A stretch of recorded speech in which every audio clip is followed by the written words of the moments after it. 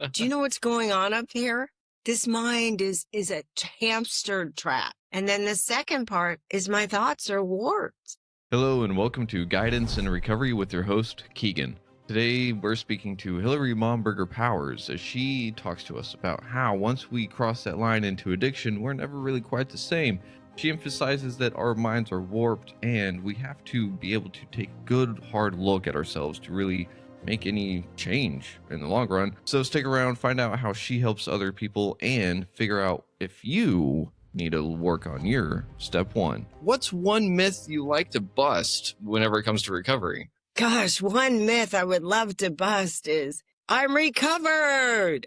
Oh, okay. It's kind of a slippery thing. It's, and I come from, I'm coming from passion with the experience because I thought I had this, in our literature, it talks about getting recovered from a seemingly hopeless mind and body, but it's only half of it. I can stop getting high or drinking or using whatever your flavor is. It doesn't matter. I mean, someone said to me, what did you get loaded on? I said, what did you have? I mean, it's like I'm an equal opportunist, right? Yeah. So it's like, I didn't care. I just wanted another spirit in me because mine was pretty broken. And I found drugs and alcohol because it made me feel like I wasn't that girl that I hated so much. Oof. All of a sudden it was like, because I hear people, they talk in their story, they say, and then I found drugs and alcohol and it was amazing. And I'm like, no, dude, I found drugs and alcohol and I felt finally I got away from Hilary. Yeah. That was it. Because there was just, so much. But back to your original question, that word is I'm recovered. Today I go, well, good for you. I say, hi, my name is Hilary. I have alcoholism, not wasm. Ooh. Because I think I'm recovered. I no longer need this thing. My life's got really good. All of a sudden I'm like not getting high. I'm showering. I'm stabilizing myself. I get a job. I'm in a community. Before it was like I was a loner. I hated myself. I was getting high, in the closet. Why? There's no one there. Wow. Who am I hiding from? Right? Hilary. Yeah. And then all of a sudden I'm like, I get immersed in this and I feel productive. And, in our literature, it also talks about our ego has to be smashed in the beginning because there becomes my foundation to build a new character without reference from the old character. Yeah. That's what the steps do. It takes me away from that old character and I build a new one slowly. Yeah. Well, when I start getting better and I'm recovered and I got some money in my pocket and I got the guy or you got the girl or you're feeling good, you got a new car, you got new clothes. My ego is rebuilding itself like that. Yeah. My ego says, I got this. I'm not sick anymore. Look at me. I got a house. Yeah. I got a girl. I got a guy. I got money in my pocket. I got my teeth. I got new teeth. All of a sudden, I got a haircut. And then it says I'm healed. Yeah. Oof. Because my mind powered disease says I'm okay. So I encourage people I work with they're not allowed to say, I know, because then your mind closes. And I don't want you saying you're recovered because your mind is really sneaky and it's going to tell you you don't need this anymore. So that's my thing. It's like, I'd rather say I have alcoholism, not wasm. Yeah. It's not going anywhere. Yeah. Forever. Here I am. Thank you for helping bust that myth because it's one of those that I've always heard some people be like, well, I don't do it anymore, so it means that I'm better. And it's like, no, not necessarily, because we really do have to understand what drove us to that point, Right. And I mean, it's one of the things that you said in there about the whole you would do whatever, you were an equal opportunist whenever it came to substances. I'm right there with you, but like alcohol was my thing. And it was very much like someone asked before, like, what was your biggest trigger? And I was like, breathing. Right. Yeah. Right. But Right. you said something that really hit me, and it was that you wanted another spirit inside of you because you were done dealing with Hillary as you knew Yeah. her. So, like, did that have anything to do with the whole voicing Sally Brown or like childhood experience being an actor of sorts?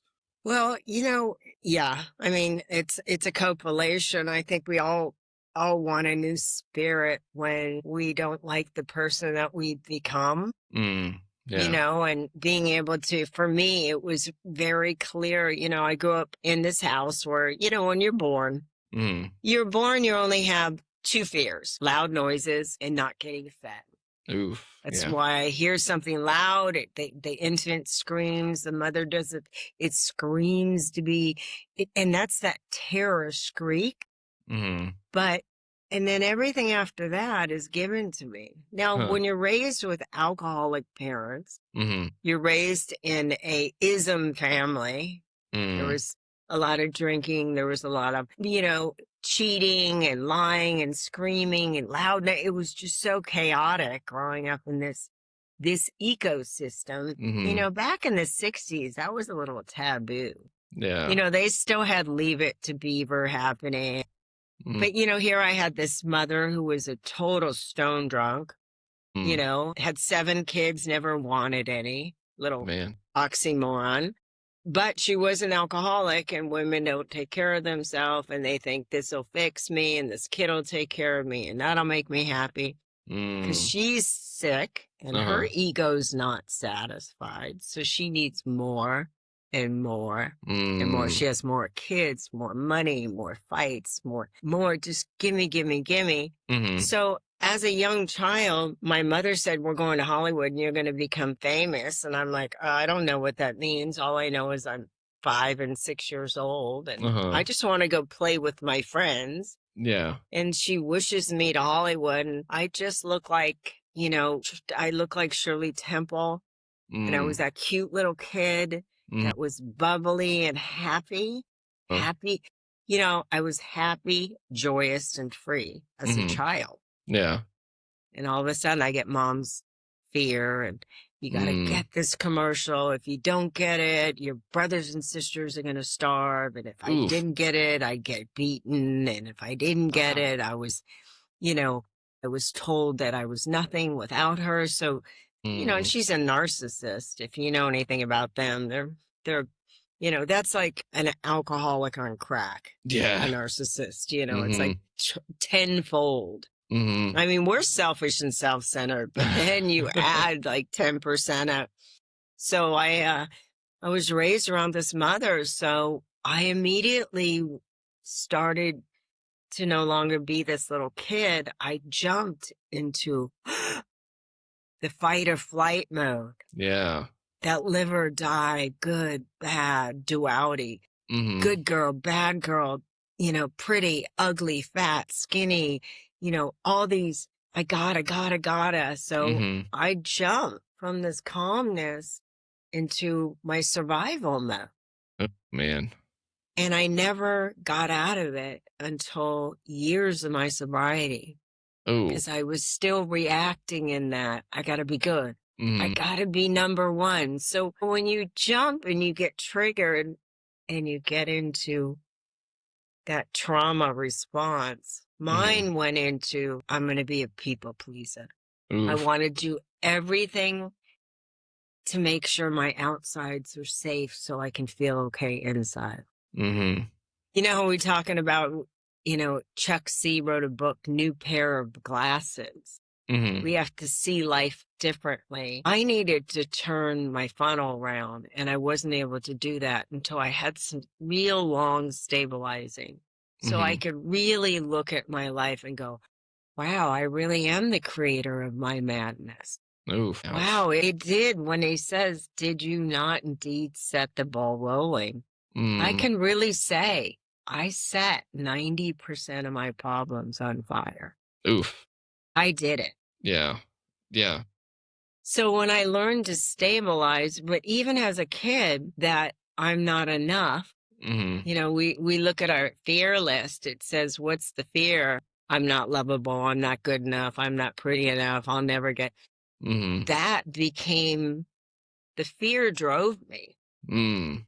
So I called out my original wound, you know. And we say in AA, driven by 100 forms of fear. It's scary to go deep down in your basement and look at your old stuff. It hurts too much. I don't want to go back there. I want to run from it. I want to go. But unfortunately, those original wounds are the ones that are making all my choices today. Yeah. Oof. Yeah. You know? Yeah. So when I found drugs and alcohol, I was no longer the people pleaser. Then I moved into the other characteristic of trauma, which is I'm a loner. I'm going to get high. You know, I'm going to run away from home. That's a loner response. I'm out of here. I can't deal with you. Fuck you. And then I switched to the control side, which is nobody's going to hurt me. I'm going to hurt you first. Ooh. Ouch. There's the bully in school. Okay. Yeah. So I go from people pleaser to loner to controller. And then I found drugs and I thought, I'm none of those things anymore. Ooh. Yeah. And that's what I chase. I'm chasing to be more of what I am not. Okay. So real quick on that end, you know how it's like some people say that they loved the drinking or whatever because it took away their inhibitions. They were like, oh, I don't have to worry about the fears that I have holding me back from being who I really am. Did you have that kind of thought? Because you were kind of saying that you were someone completely different, right? 100%. Yes. I took on a new spirit. Interesting. Literally. Yeah. Well, see, if I can own that, I can change. Yeah. If I keep making it, oh, it's the drug that did it. No, dude, I did it. Yeah. I did it. I did it. Because, you know, my sponsor always said, if you can't take 100% responsibility, how can you take any responsibility for having a good life? Yeah. Ooh. How can I? Yeah. Yeah. Who is going to take the responsibility of your good life? But I want to take that too. I don't want the other. No, it's the drug's fault, but I did this. So when I find myself trying to take responsibility for having success, but I'm not owning that I set the ball rolling. I'm the one who said yes. Even I know, Keaton, this is a really hot subject and I get flack for this, but I'm ready to have it. I was raped 3 times. Oof. I take responsibility for all 3 of them. That's hard to say. Because if I become a victim and say it wasn't my fault, I never can heal. Because I'm always separating myself from my brothers and sisters. But if I can say, what was I wearing those clothes? Why was I hanging out there? Why was I loaded? Why did I place myself in a position to be hurt? Because most of the time. But if I can own it, I can shift. Okay. If I'm denying it, whatever I resist persists. Yep. So I will keep creating the same thing until I say, Uncle, it's my fault. Damn. That's what an inventory does. Yeah. It makes me look at who I am as a character. Who am I? Yeah. You know, I love when people say, and I say a lot of people go, that's not me. I'm not like that. I'm like, girl, hell no, girl, you are. That is you. You did it. I normally don't yell at people like that. You just did. Yeah. I'm not a mean woman. You're a... Yeah. Yes, you are.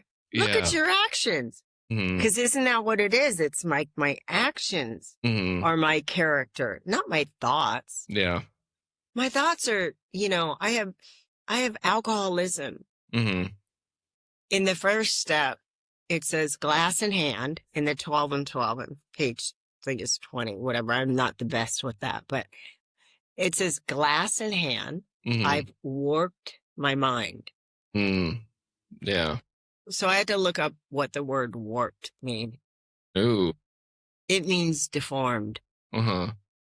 So you're telling me all I have to do is hold the glass. Mm-hmm. How many times did you get the guy's number who you were going to cop dope from? And you're like, ooh, I feel good. 5 o'clock. I got it. I don't even have to have it in my system. Yeah. Uh-huh.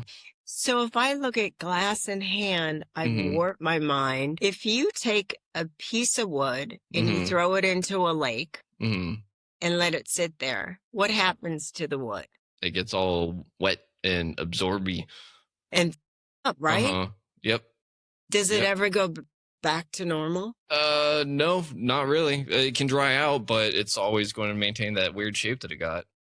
Bingo, there's my mind. There, I crossed over that invisible line. That means I'm no longer a straight piece of wood. Now I'm warped. So all my thinking, all my thoughts are Mm-hmm. warped. Oof. And then I have all these memories of being hurt, being disappointed, you know, my sadness, my mom, my dad, the school, the bully, the losing the money. My mom took all my money. She sent me to juvenile hall. I went to foster homes. I lived on the streets. I'm selling my body. I'm selling dope on the corner. Mm. And I got all these up here. This is where I'm making all my decisions. The same place all this hurt is, all these memories, all the sadness, all this pain. Yeah. But I've already learned how to pull. Remember, it says our alcoholism, we're cunning, baffling, and powerful. Mm-hmm. You don't know who I'm going to be. I'm so nice to you. And oh my God, how you doing? I'm great. Oh, I heard your parents are in jail. Oh, it's okay. I'm all right. Because I wore this mask to protect my hurt brain, my hurt mind. Yeah. And then that sucks. Yeah, you're so cute. Well, this is who I am. Now this is my character. And then you tell me to go out and get a job and have a great life and have kids and family and just do the American thing. I'm like, dude, do you know what's going on up here? This mind is a hamster trap. Mm-hmm. Yeah, it's FUBAR. Yeah, it's over. Same thoughts over and over and over. And then you tell me to say I'm recovered? Hell. Yeah. Oh, the only thing I'm not doing is I'm not sticking the drug in me. Yeah. Yeah. And I mean, that is a step in the right direction. But like you said, that wood is always going to be a little bit warped. And always, forever, never again. Yeah. It's really strange that you brought that up, though, because I've had this in my head before and I haven't had someone else kind of bring it up to where it's like just calling someone or like having it around would kind of solve that problem. But whenever I started getting sick or like, you know, getting the shakes and be like, oh, sick. Yeah. Yeah. It's like as soon as I walked into the liquor store and I got it in my hand, gone. Dude, gone. Yeah, just gone. Not even in not even in me. Just pick up the bottle and it's like, okay. Well, that's what I said. I don't need to get high to get fixed. That's why when I get sober, meaning I'm not putting a drug in me, I start switching my addictions to men, to money, to vaping. Hello. Yeah. Right? You know, to stealing, to lying, to cheating, to making money, to stealing money, to accumulating, thrift shopping. I don't give a because my disease, it doesn't want to stabilize. It still wants to run the show. And it doesn't do it forever. It just does it in the day I'm in. Ooh, yeah. Ooh, I love that. So what do I need? I need to get a really big relationship with this power other than Hilary, because my power comes from my hurt mind, my anger, my resentments. I need to tap into this power to be with me, not just in the morning and say, I did my prayers. I did step 1, 2, and 3. I can't, he can, I'm going to let him. Dude, if that was it, why are you going to therapy or AA? Yeah, good point. I need to tap into this power I call God all day long. Yeah. Because I think with my warped mind all day long. So I say things like, God, my mind is telling me I should just blow their house up. Can you help me with that thought? Do you think that's because my mind says it's a great idea? Uh-huh. Yeah. Nope. Yeah. Don't call him, scratch his car, blow. I don't care what you do, whatever, if you're a girl or a guy, go cheat on her, find a new woman, Yeah. whatever. Mm-hmm. All my information's in this mind that I keep using. I got to get a power other than me. Yeah. Yeah. And I mean, it's hard whenever you don't know anything else, and it sounds like a lot of the childhood wounds, like you said, were kind of driving the show. And 100%. it's really hard to kind of picture life, what it's like without those wounds. So you had to start thinking, but not thinking, right? Mm-hmm. But I love the saying, I'm like, my girlfriend say, Hilary, you're not thinking, you're being thunk right now. Being thunk, huh? Yeah, it's my mind's doing it to me. I'm like, I was thinking. No, you weren't. You were being thunk. It was telling you what to think, what to feel, who to do, what to act. Yeah. But see, I also, because my alcoholism, a part of the characteristic is, there's two huge characteristics of alcoholism. I'm omnipotent. I think I'm God. I'm like, I'm the judge, the jury. I'm going to let you know how bad you are because I know. Mm-hmm. I know. Yeah. I know. That's why I have my girls say, you can't say I know anymore. And then the other component is I'm defiant. Okay. I'm so defiant, meaning I'm defying the truth. Hmm. Yeah, but I'm different. Yeah, not me. So I have these major characteristics. What's that old saying? You know how you say he's a bad character? Why? Because he's defiant and he thinks he's God. That's me. That's me. But that's my disease trying to protect itself so I don't leave it. Yeah. And underneath that, there's other things like I'm always in a hurry. Queen Majesty the baby. I'm like the 5-year-old in Walmart that has the tantrum. I mean, it's cute at 2 and 3, but not when you're in your 60s. Not hot. Okay. But my mind wants to go there because that's my first defense. Yeah. Not against the first drink. It's my first defense to stay up here. Okay. And then, so if I look at in a hurry, fault finder by nature, I can find something wrong in anything. Yeah, I can pick it apart. I can let you know what's wrong with you. And then I do it. Oh, I'm just trying to, it's constructive criticism. No, it's mean. It's mean because I'm trying to make you feel bad. So what? I feel better. Yeah. Oof. So if I look at that, I'm in a hurry. I want to get better right now, right now, right now. Are we there yet? Are we there yet? Are we there yet? Like the kid wanting to go to the park. Are we there yet? Are we there yet? I want that with my sobriety too. Yeah. But it's called slow-briety. Ooh, slow-briety. I don't know how to. I don't want to slow down. Huh. I want to be better now. Now. Yeah. I want it now. That's why when your sponsor says to you, yeah, dude, easy does it. Slow down. You're like, no, I got to get better. I want to get this podcast over here right now, right now, right now. That's alcoholism. Yeah. Not wasm. It didn't go away. It's still with you. Yeah.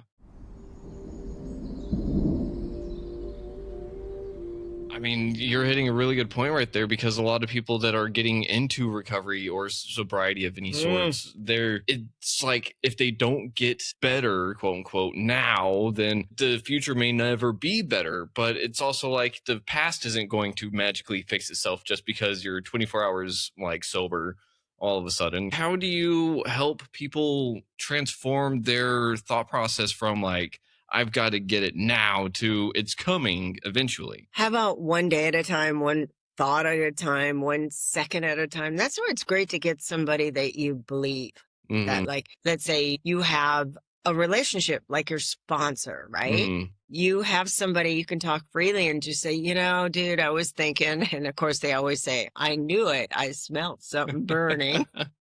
But I was thinking that I should, they're in rehab. I really need to get my own apartment and that'll make me happy.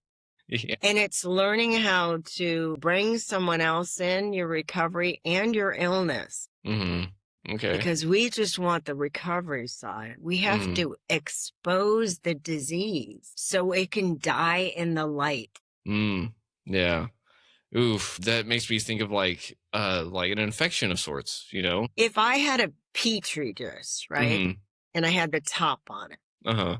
that's an organism. I need to, in order for me to keep it sick and keep it growing, I have to keep it covered. That's Mhm. like my secrets. Mhm. Those are my thoughts. What I'm gonna do if I don't run it by somebody, Uh-huh. you know, but my mind says when I get out of this rehab, dude, I got this. I'm going to have 30 days sober and I'm going to be good. No, you're just going to be 30 days sober and you're just going to start waking up, FYI. Yep. But when I expose these thoughts, Mhm. it takes the power away. Interesting. It's like when I have an idea, Uh-huh. I don't want anyone to know, because if I expose it, I may take the risk of them saying, what the are you doing? You want to what? Get an Uh-huh. apartment? You don't even know how to pay a bill anymore. But I want to be over there. Well, you're not. Let's try to be right here, right now, one day at a time. Yeah. Oof. I love that. And it kind of reminds me of one of the sayings that we had in the rehab I was at, and it was stay in position. We never know what's coming our way, and we want change very quickly. And sometimes we just can't have it happen that way. It's really hard to go from like being so messed up to getting that little bit of sobriety and still realizing that I'm still messed up a little bit. Yeah, that's the ego crush. That's how Hmm. the ego, that's why it says when we get sober, our ego has to be smashed. Because Yeah. what's the job of an ego? It's edging God out, right? Ooh. Yeah. So the ego's job is to be God. I'm Ooh. amazing. I'm hot. I'm incredible. But unfortunately, when we say an alcoholic is um, like Dr. Jekyll and Mr. Hyde, Hmm. that means the flip side is I'm a piece of I hate myself. So Hmm. here I am, this pendulum that goes, the mood swings. Yeah. How do you feel? Great. 2 hours later, I can't get anything done. So here I am. I'm living on Hilary, my Hmm. ego, Uh-huh. because I haven't tapped into a power greater than me Uh-huh. to slow me down. Uh-huh. And remember when I said the characteristic is King Majesty, the baby, Yeah. infantile ego? Mm. That's like I have the ego of like an infant. Mm. And what do I want? I want to be fed. I want to be held. If not, what do? Scream and cry. That's Oof. me Mm-hmm. as an adult. Yeah. Not great. No. So you stop getting high after Mm-hmm. 30 days. That's why they call us babies. When my sponsor, how many babies do you have? They're talking about, we're like infants. We're just learning. We don't even know how to walk. Essentially, yeah. Yeah. And I mean, it's really hard to work the 12 steps, you know? And so that's why you need to have a sponsor. You need to have someone that's been through it. It's kind of like you don't go climb Mount Everest all by yourself. No. Right. True. That's good. That's a good point. Or an oxygen mask. Hello. Yeah. On that note, real quick, what step is your favorite step if you had to choose one? I think I talk a lot about the first step because Mm-hmm. I talk about the glass in hand. I warped my mind, Mm-hmm. and I don't think it's talked about. When I was at my home group in Los Angeles, that's all we talked about is Hmm. the mind-powered disease. Huh. You know, how this is my problem. The drink cured it. It shut it up. It knocked me down. It shut my thoughts down. It made me a different person. I was no longer Hilary. Mm-hmm. But unfortunately, when we come in, we think that this is my belief and whatever. It works for me. I'm sober a long time because I really like picking it apart. Yeah. It's the first step is, it's like going into the circus. The guy opens the door and says, "Welcome to Alcoholics Anonymous." And he takes my ticket that says, "I'm an alcoholic." And then it says, "We admitted," meaning we all have the same going on, that we were powerless. That means once I start, I can't stop. Drugs and alcohol, let's say alcohol. And there's a dash that means there's more to this sentence. And there's another thought that comes with it. It says that my life is unmanageable. Everyone goes, "Well, yeah, I got a DUI, I got 5150, I got Brady Act. That's not, my wife left, I lost my car, I crashed it." That's not what I'm talking about. Nuh-uh. It says my life was unmanageable. My thought life is unmanageable. Ooh. I can't stop myself from thinking. I can't manage my thoughts. My thoughts are unmanageable. Yeah.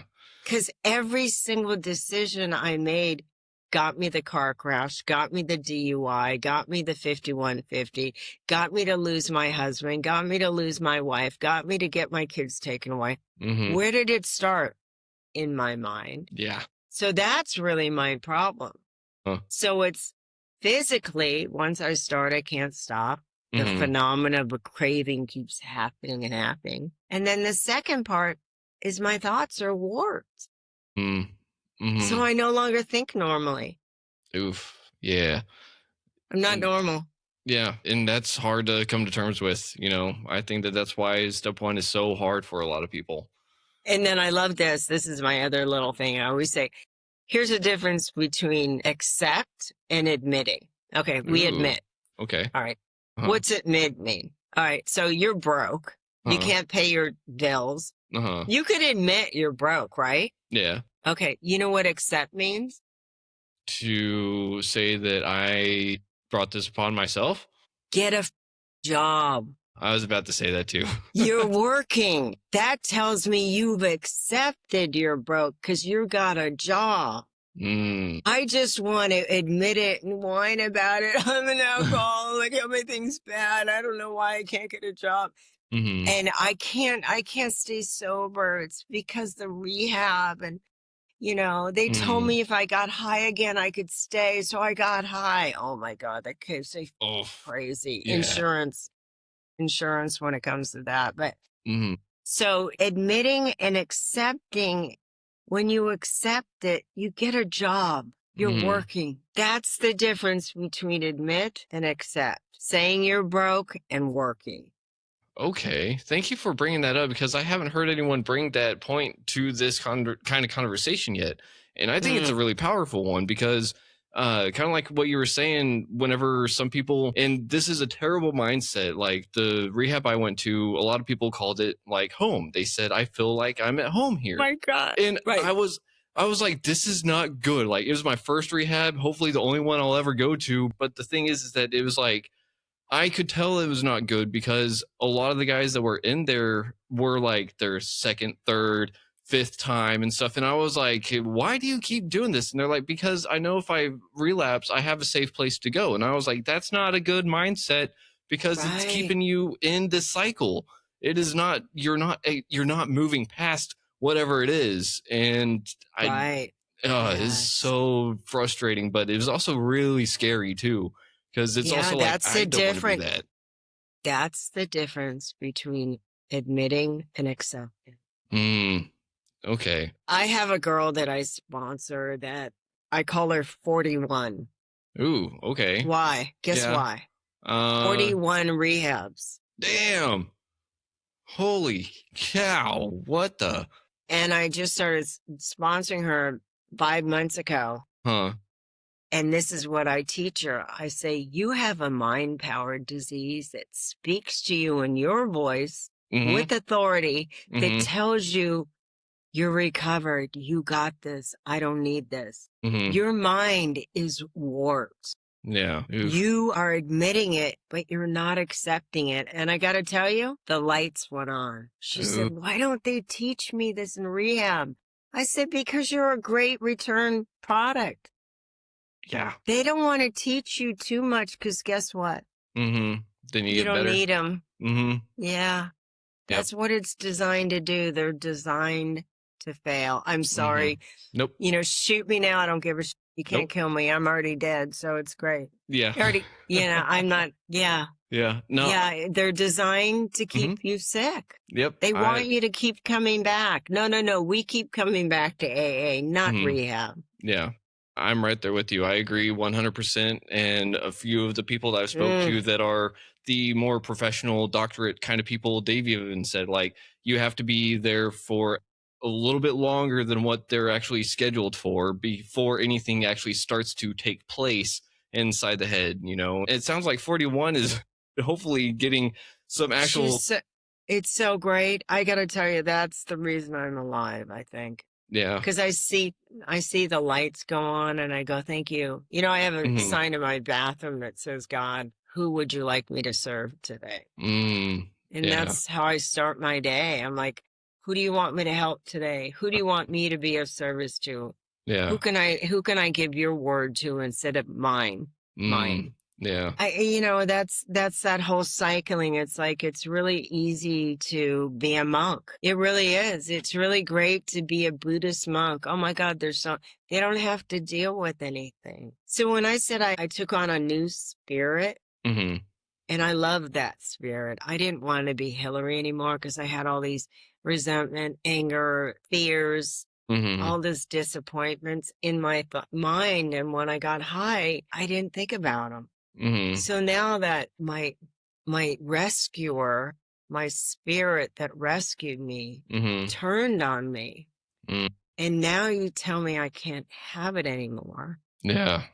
And I have to admit I can't, that it's killing me. I really don't want to die, but I don't know how to live. Yeah. And then you put me in an institution, jails, institution. Your next bet, Keegan, is death. Yep. If you haven't been to jail yet. I've been to jail. I never went to rehab. Ooh, nice. Yeah, it doesn't mean I want to. No, don't. I was like the first halfway house mother at the first rehab in 1984. Okay. Promises. Yeah, that was the first rehab in Los Angeles. Oh, wow. In the 80s, yeah. I mean, everybody got their outline how to do the rehabs, but big pharma kicked in, so that screwed that whole package up. Don't even start me. Nope. Not. Yeah, I'm anti. Yeah, we don't need that. That's the thing. We think a pill will fix it. You need to be on meds. No, you don't, babe. You need to be on some steps and some God. Okay, but so then you take my spirit away. And I'm in this little environment that everybody cushions everybody. Are you okay? What can I do? Oh my God, process it. Let's EMDR. Let's go for a hike. What happens when you say, I don't give a shit. You have to be at work in 2 hours.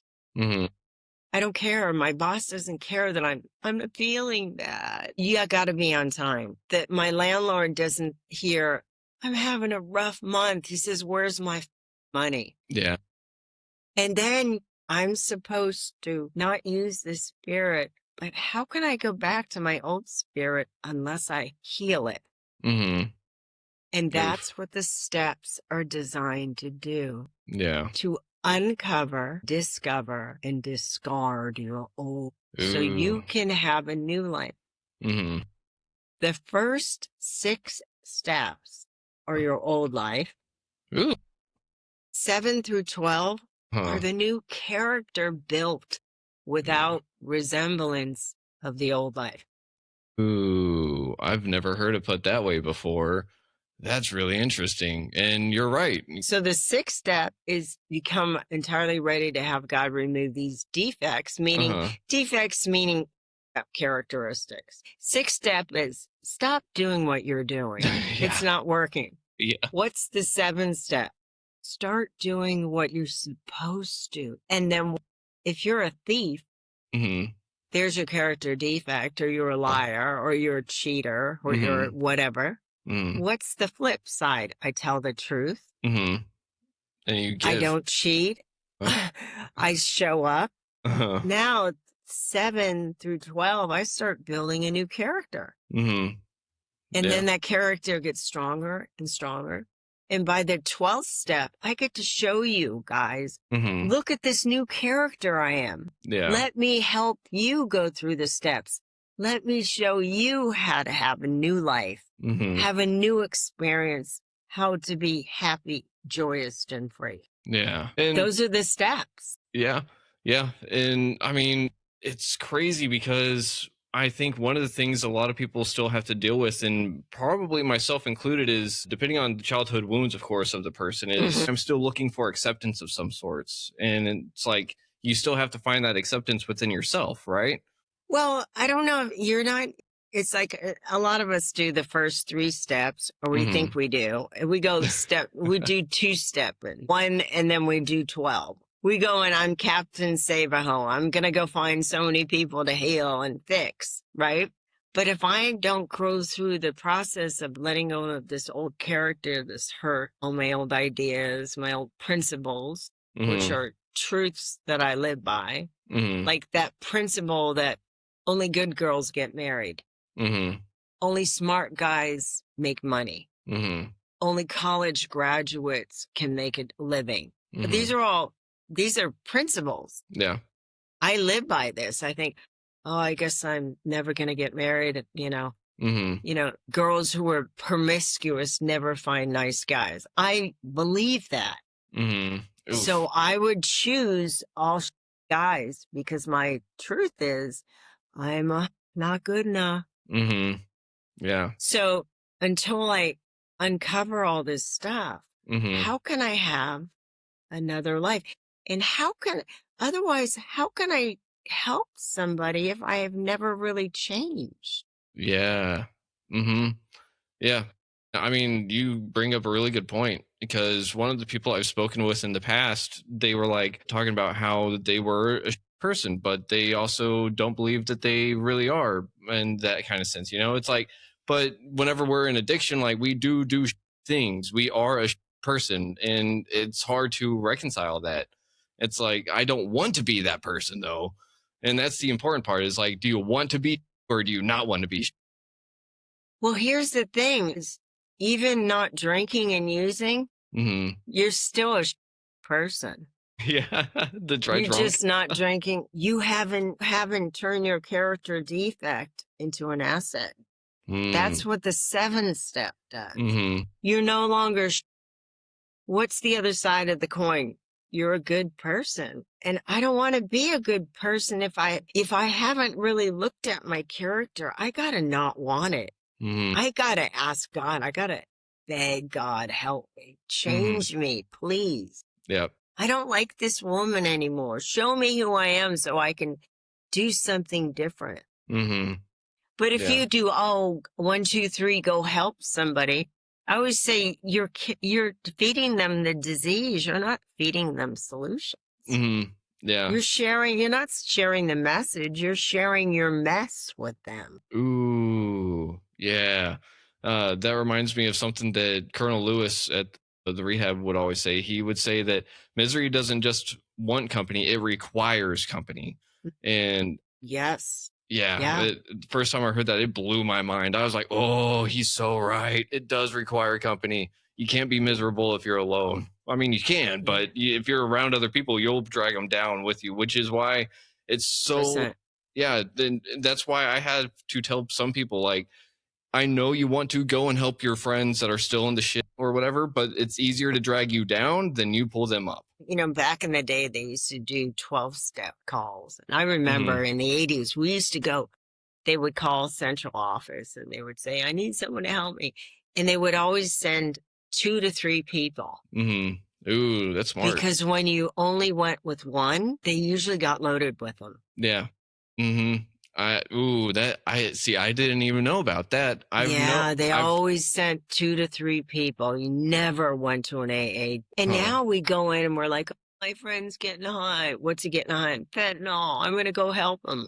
dude, stay away. Yeah. You know, they will drag. It's like quicksand. You're putting your hand out, they're going to pull you in, baby. Hold on. Yeah, it's scary. It really is. And I mean, I just realized the time. We're almost at this end of this episode. sorry. So no, you're fine.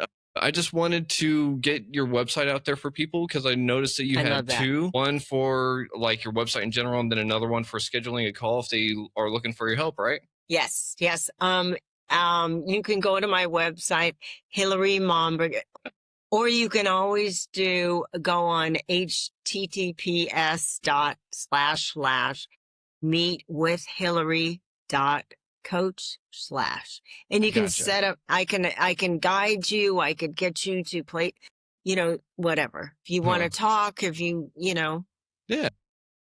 I'm just here to be, help, be a service, whatever. Yeah. I do coaching. I do private coaching. I don't do it like normal, because I'm a transformational mentor. I got a lot of wisdom, I've got lots of years. I don't want to be your guru. I don't want to be your God. I want to guide you to your God. I want to guide you to your health so you can start practicing self-love and the steps so you can help someone else. So I like pushing you there so you can go. I don't want to don't hold on to me. Hold on to God. Dude, I don't want that much. Hell no. I don't want that much. I got to keep my ego down, not up.